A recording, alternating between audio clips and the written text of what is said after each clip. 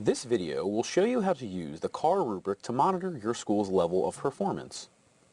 It is important to record your levels in the CAR rubric as you progress through the conversations. This will not only provide you with a picture of how your school is doing, but will also help your PLC begin to create a plan for school improvement.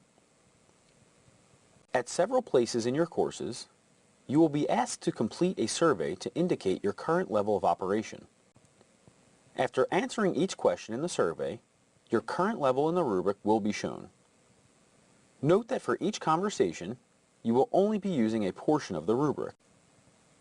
To keep track of your levels of progress through the material, you will use the provided Google Sheet, which can be accessed by clicking on the link.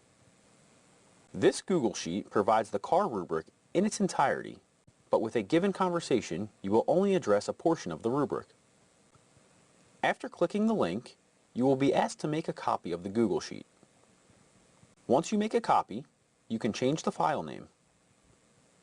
Each time you are asked to take a survey for the CAR rubric, a link will be provided in the Google Sheet. However, once you create your own copy of the CAR rubric Google Sheet, you will want to use your copy to record your progress.